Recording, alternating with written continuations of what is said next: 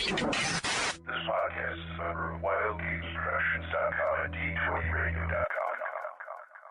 I'm Chuck Norris, and I approve this game.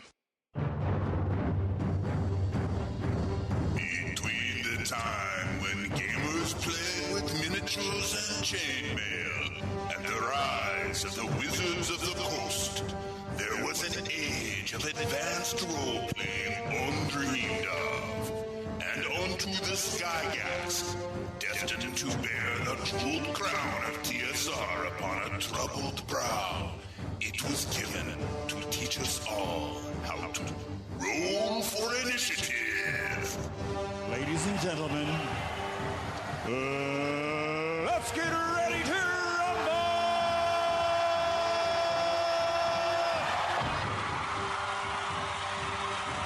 The Roll for Initiative podcast. This is mini issue number 3. Vince sitting alongside Chad. Hey there. Yo. And good old Matt. Hello, everyone. And this week we're going to focus on wrestling. No, I'm just kidding. This week we're going to focus on pure Paladins this week. We have some good little topic here. Remember, the mini shows are 30 minutes or less of packed information so you can listen to on your drive or quickly listen to on a jog. Most people like that, so we decided to go with that again. So we're going to talk about Paladins this week. And first things first, Paladins. When you play your Paladin, do you follow the deity's alignment or do you start with the lawful good, straight lawful good? Chad, let's start with you first with that one. Okay, well, I know the book, and there'll be a lot of purists out there that say, well, that's an easy answer. You always play lawful good. What else would you do with a Paladin? Right. But I'm going to say, I actually allow my Paladins, I always say the deity your Paladin follows is the alignment that your Paladin should be, because a Paladin, what is a Paladin? He's the champion. He's championing the cause and world outlook of a particular deity or religion. And so it may always made little sense to me that you would have, say, a lawful good Paladin who is the champion, and we'll throw out a chaotic good deity here. I think he's chaotic good. How about Hermes from the Greek mythos? Why would this lawful good Paladin, on the one hand, be saying, preaching the virtues of law and order, while at the same time reading parables that detail the virtues of a chaotic good-natured deity? It just never quite made sense to me. I think that's always been one of the issues with alignment as D&D. And so I tend to run it in the way that if you're going to champion a god, you're going to champion that god's outlook. So I let them be the alignment of their deity. Well, you do make a good point. The book never actually says anything about picking a deity for a Paladin and whether that Paladin has to follow that alignment directly or that Paladin has to have a lawful good alignment for, I should say, the deity should have a lawful good alignment. So I guess it is a DM fiat thing going on there. DM discretion. Because it doesn't actually say anywhere you do, but most people just assume that your Paladin's lawful good has to be lawful good, so we should follow a god that is lawful good. Yeah, and I think that's the big distinguishing, what you just said there is that, because some people may hear this and say, well, no, it says in the player's handbook that they have to be lawful good, but it never says that they have to follow a lawful good deity. Nowhere in the book, as far as I know, does it say that. And so, like you said, I think they just are kind of assuming that you'll do that.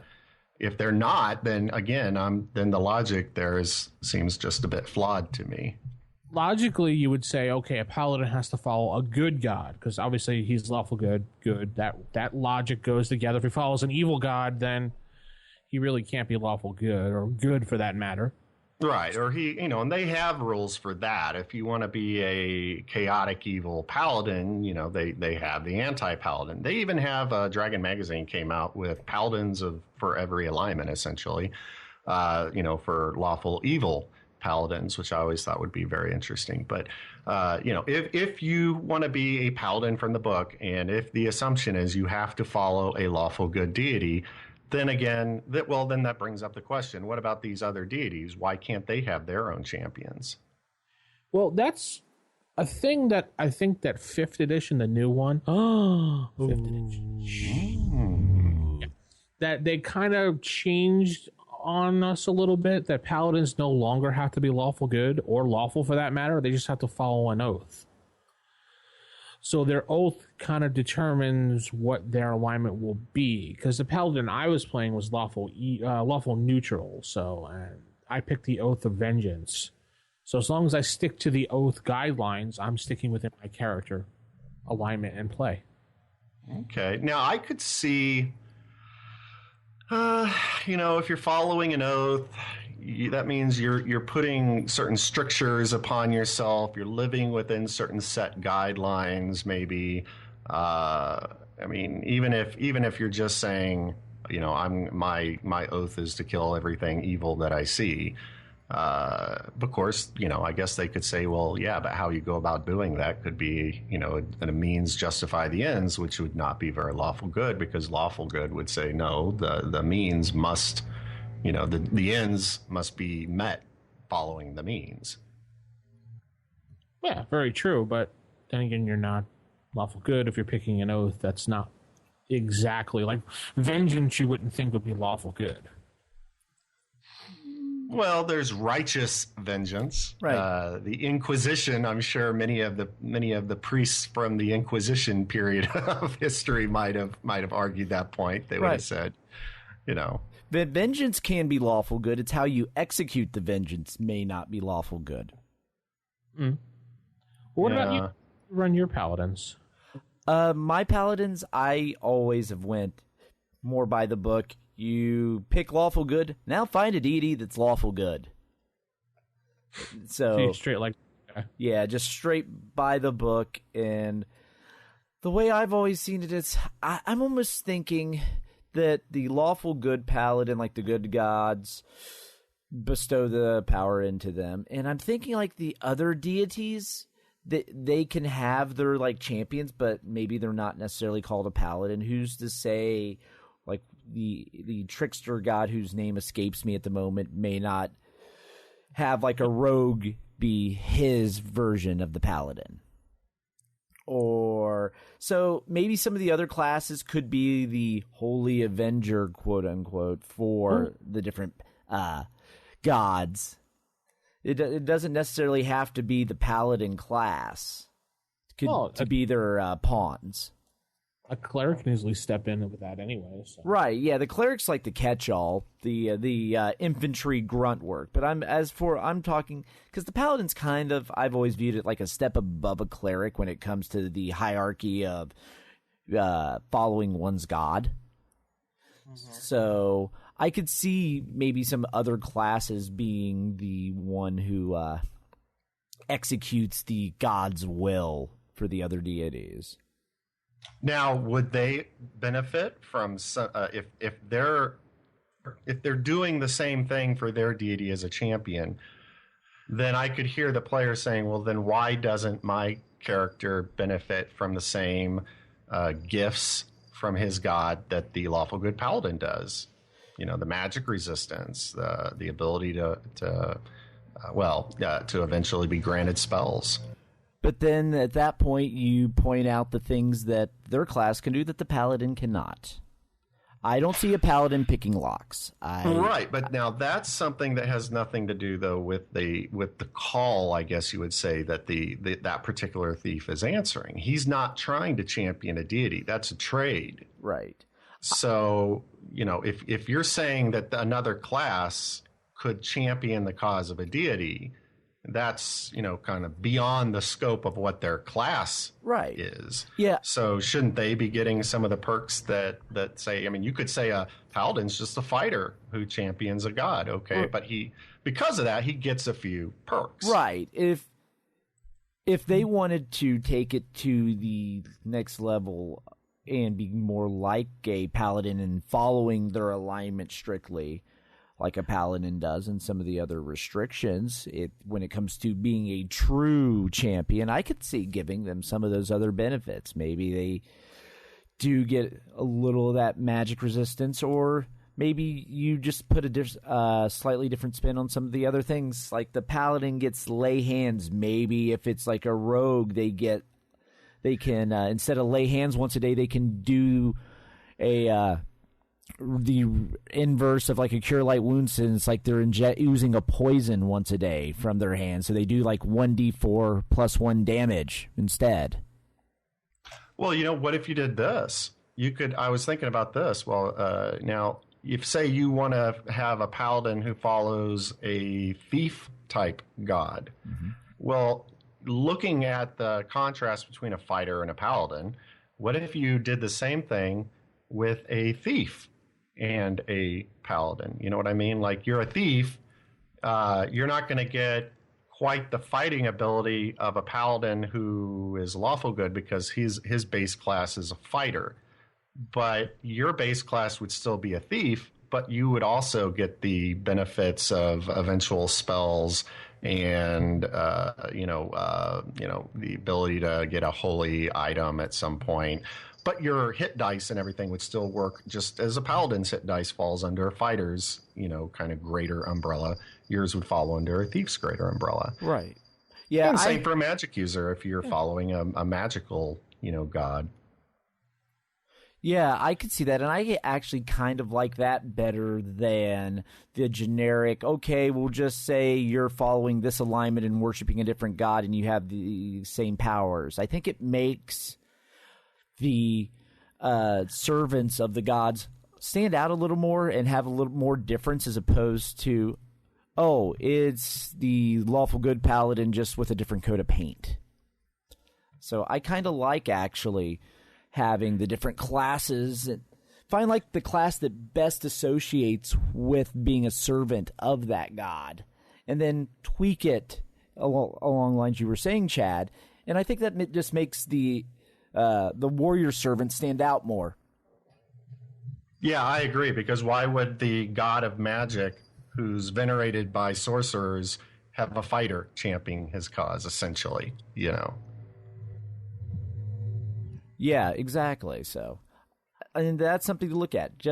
I think people get so caught up in just like, I want to be like the anti-paladin. I want to be the paladin except with a black coat of paint, and bring death and vengeance. Since not all gods would be doing that.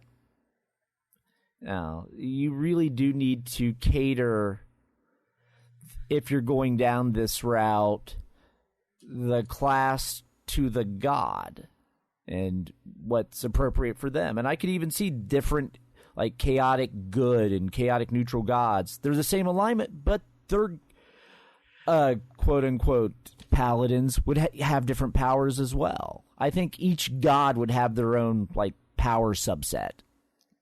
Yeah, and each god would have their own spheres of influence. The god of thievery is going to want a champion who basically practices what he preaches, I guess would be a good thing to say. Practices what they preach. If you're the champion of a god of thievery, you probably thieve.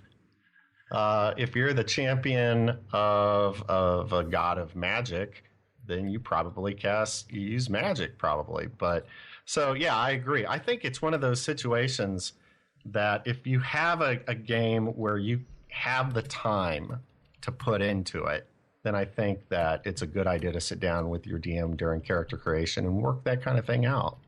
Otherwise, you could just play it straight from the book.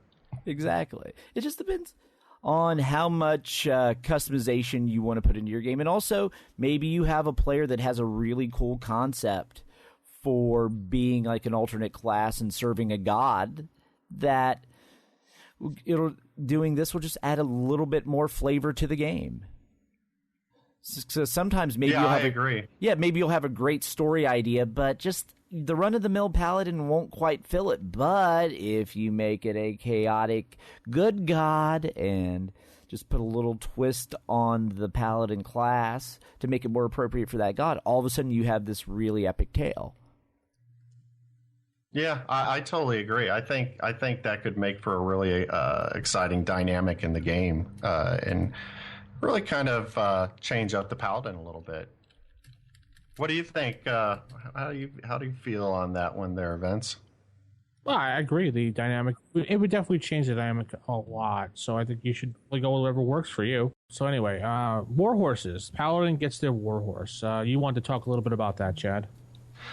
Well, Warhorse is it's a neat area. I mean, it's pretty iconic with the Paladin is that they have their Warhorse, which it's actually kind of funny that it's so iconic because most dungeon crawls you really can't bring a horse with you. So I've always thought that was kind of a strange one. I'm not even really sure where a lot of classes, obviously their benefits are based out of actual legends and such. Do you guys know of any legends where I'm trying to think of a legend that includes calling a warhorse for a knight, Yeah.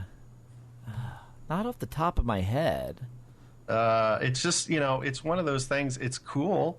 I think a lot of players, when I ran a game, I ran a high-level game maybe last year that was set in the Nine Hells, and players was a high-level paladin, and he was more interested in getting, like a supernatural, like steed, like a dragon.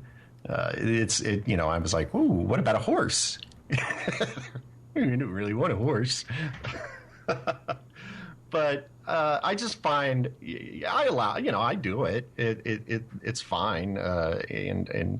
And if I always stress to the player that if they do by some chance get a steed with higher intelligence, they have to keep in mind. I always make sure that the steed becomes almost like an NPC. He's not a automaton that just does whatever the paladin wants him to do. He'll try to work with the paladin as much as possible, but in the case of a supernatural steed like a dragon, he's going to have his own agenda. In this case, I gave the paladin a dragon. He actually had a female gold dragon that was his steed, and the very first thing the dragon informed him of when they formed their partnership was that outside of what he had to tithe, he would then have to give an additional 50% of all of what was left to her for her hoard. The player's like, what? I'm going to go broke. I was like, good thing you're a paladin. Wealth doesn't mean anything to you. Mm-hmm. How do you use it, Matt? With the Paladin Warhorse, I've always just had them summon it. They have the horse, and the horse's main concern is following what the deity wants and having it almost be like an extension of the deity. So that way, if the paladin gets a little antsy and starts doing stuff that the god doesn't necessarily approve, his horse is going to not want to comply. So almost I totally agree with that. Yeah, the horse is there to help the paladin achieve what the god wants, not necessarily what the paladin wants. So, yeah, in many ways, similar to a magic user's familiar. When a magic user gets some of those supernatural familiars, like say they get the incubus or the imp, those creatures are oftentimes agents actually of some greater demon or devil, and they're just keeping an eye on the paladin on the magic user, so that the minute he dies, they're going to be able to make sure they can collect on their contract.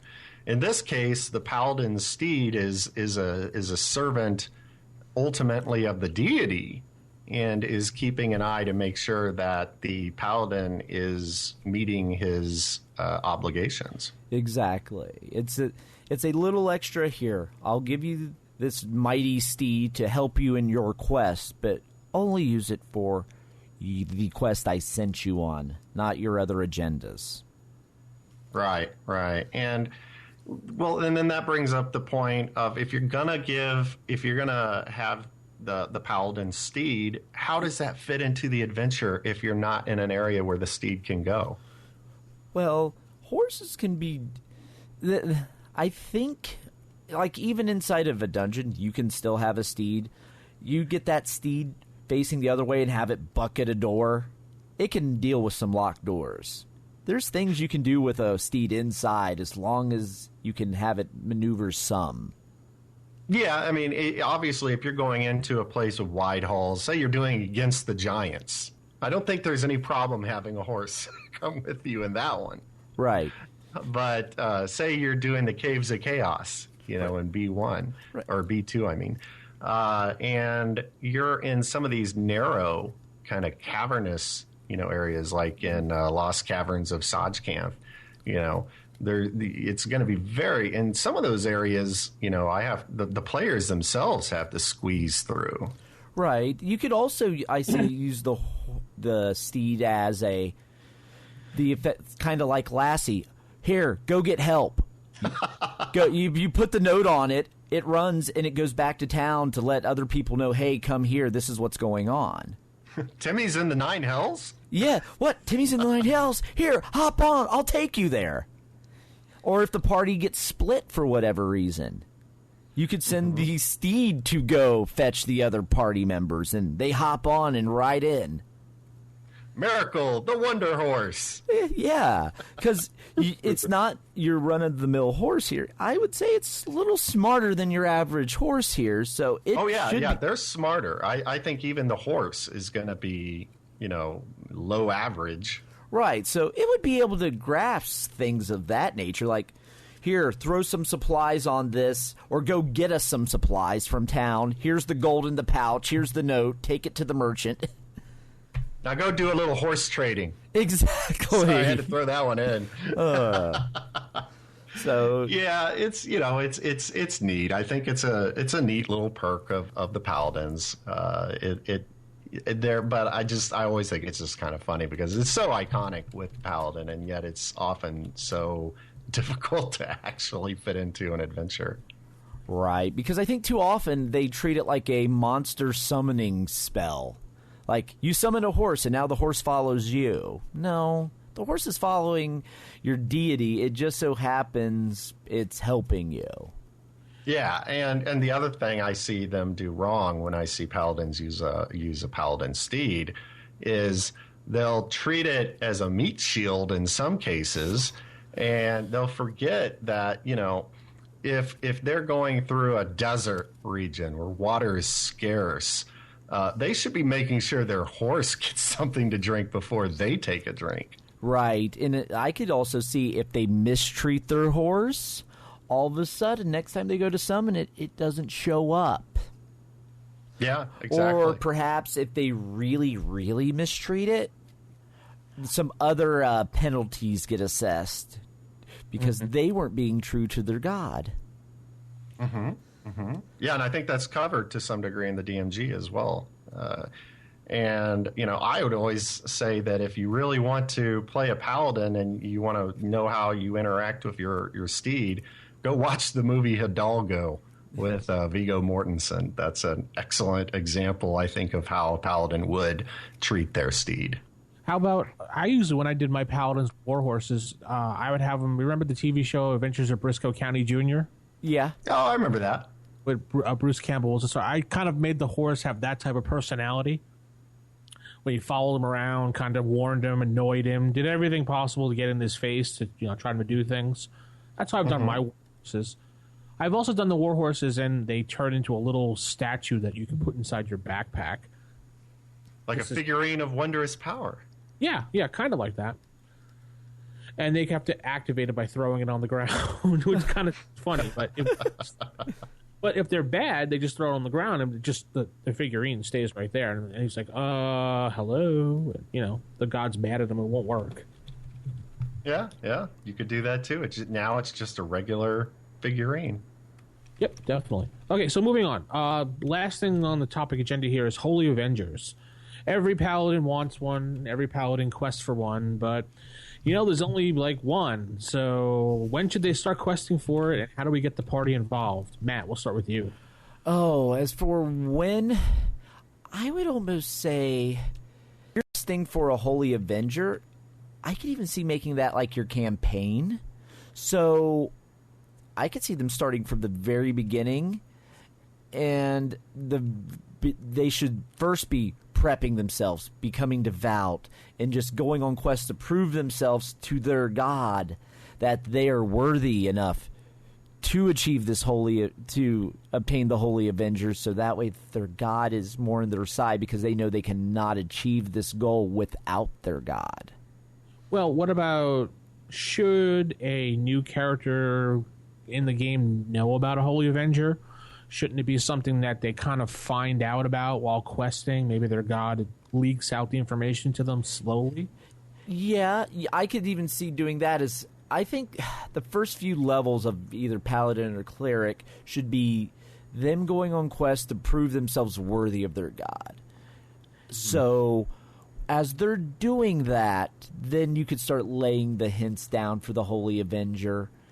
And then they realize, oh, I should probably make myself stronger, more devout, prove myself worthy so I can be this great champion for my deity.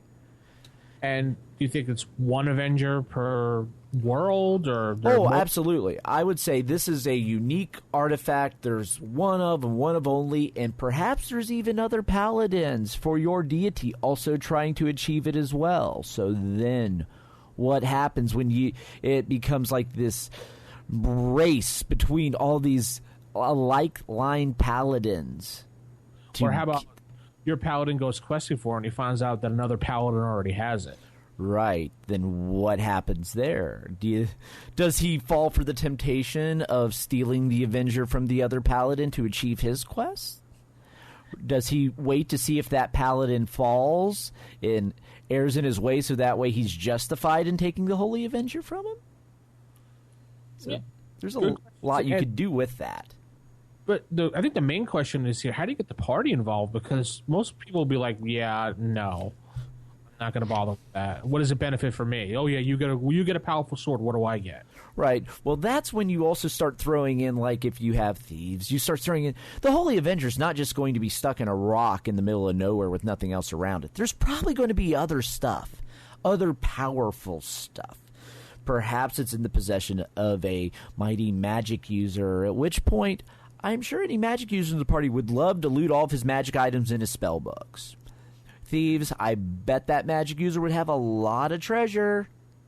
So there's ways to entice them through, like, material needs. Or perhaps they're from a land that a great evil's fallen upon, and the Holy Avenger is what will save their land and bring good back to the world. Yeah, like Excalibur. Exactly. I mean, that's essentially what Excalibur is. It's a Holy Avenger. I go with the idea that in my campaign that there are not many Holy Avengers, but there might be, like, the 12 of them in the world. They're a limited artifact, in other words, and I always go with the idea that Paladins from first level have heard stories of these fabled swords that had been carried by the great champions of their gods and done great deeds with them.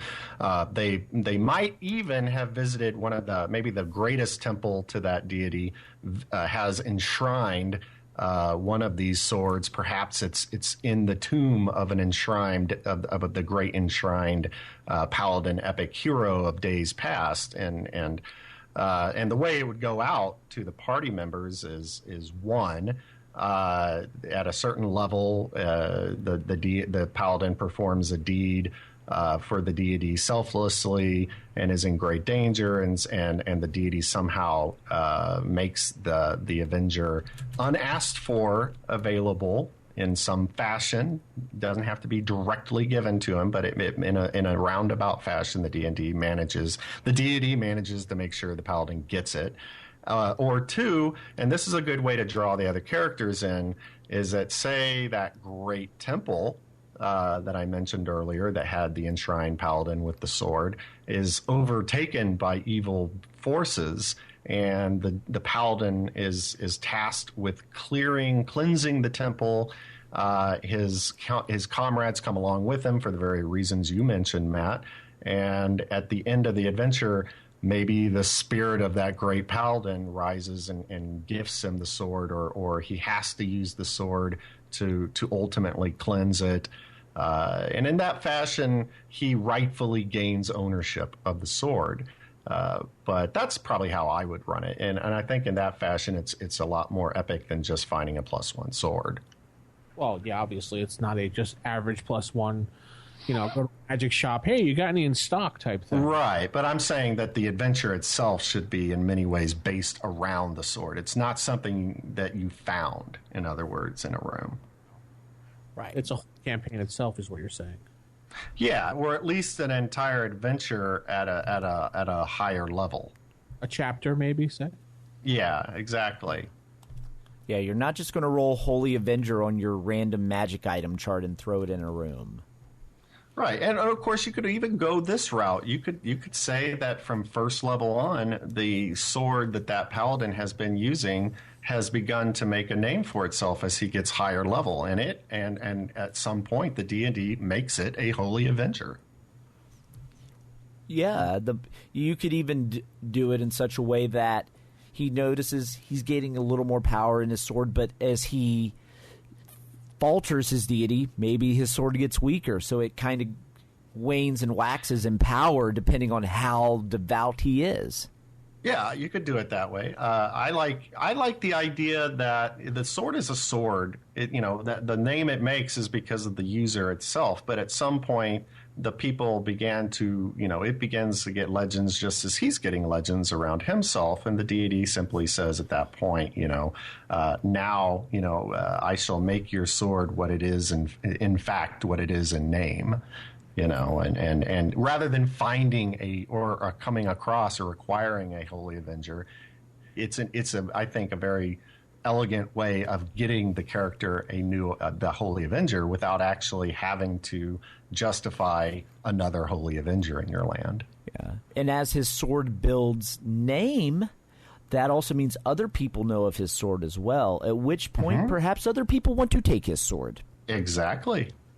Or I was just thinking, your paladin's questing for it. You finally get to that last point. You, for whatever reason, you get to the tomb. You open it up, and 4 other paladins step in the room from different sects or something. And now you have to figure out which paladin is going to be the one to claim it. Does it become a fight? Does it become a talk? Right. How does it from there? Yeah, in essence, it's a test. It also becomes the Hunger Games of the Holy Avenger. Right. And the one who doesn't participate in the Hunger Games is the one who gets it if you're lawful good. Yeah. There you go. And if you choose the wrong one, your face melts, and the paladins say, he chose poorly. He chose poorly. Right. I think on that note, we're going to wrap things up for this mini issue number 3 for this week. Vince sitting with Chad and Matt saying good night, everybody. Good night. Good night.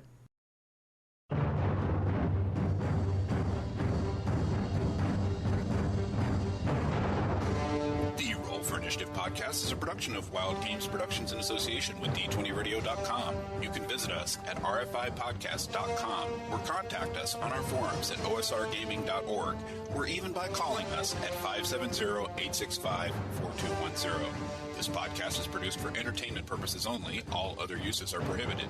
And remember, if your magic missile spell doesn't automatically hit, you're playing the wrong edition. Thanks for listening, and we'll see you next time on Roll for Initiative.